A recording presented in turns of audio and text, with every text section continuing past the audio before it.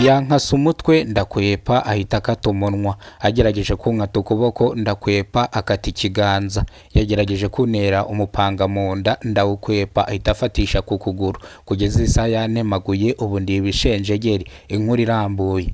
Yarantemye byari bikaze cyane kuko iryo joro nagize gutya ndebye gutya nsanga yantemaguye iki kiganza muri cyo cyuzuye amaraso, nageze ku bitaro amaraso akiri kuva. Iki cyenda mubona gutya yaracyambaye mu ijosi, noneho akimara kongeraho akivanamo akinyambika mushaka kukinigisha, ariko ngerageza kumwigobotora nkivanamo nkijugunya ku ruhande gisigara aho icyaha cyabereye. Iki kintu cy'igiswime nakurikiranye amakuru numva abantu bose bavuga ko uwo muhungu Alphonse akigendana n'umuhoro. Gutemwa bidasanzwe dore yuko Joseph waje gufatwa n'ishami ry'ubugenzacyaha bagatabwa muri yombi akurikiranwe icyaha cyo gutema umugabo akamusatura umunwa ndetse akamutema n'akaboko, dore yuko umugabo batemye yari nyir'umurima. Joseph yari yaje kwiba nyir'umurima aramufata, mu kumufata Joseph aza gufata umwanzuro ugayitse atangira gutema nyir'umurima kugira ngo amwice amucecekeshe burundu. Ibi ngibi byabereye mu karere ka Nyamagabe mu murenge wa Tare. Ibi byarishije abaturage benshi cyane,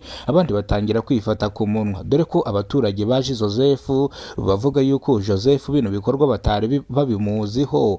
Ariko mu masaha akira saa 8 z'umugoroba ubwo ikirori cyarimo kiba umuziki ari mwinshi, yaje kunyonyomba gake gake avuga yuko agiye gusarura ibyo atahinze bikurikiranye n'umuziki wari uri mwino karitsiye, nta muntu uri bumwumve. Nibwo yaje gufata umupanga we asanzwe yitwaza afata n'umufuka, nibwo kujya gusarura ibyo atahinze. Nyir'umurima mu kuhagera ahita amugwa gitumu, aguma uruhande rumwe avuga yuko naza ahite amukacira. Joseph mu kumanukana umufuka yari afite w'ibinyomoro yari arimo asarura ashaka kwiba kugira ngo ajyane ku isoko, nibwo nyir'umurima amutangiriye. Uyu Joseph aje gufata ibintu cyangwa se gufata umwanzuro ugayitse, nibwo yahise atangira gutemagura nyir'umurima.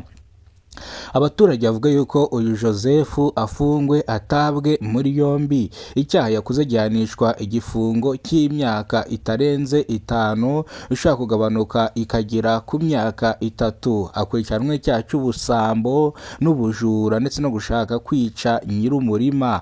Ibi ngibi byarishije abaturage benshi cyane, abandi batangira kwifata ku munwa.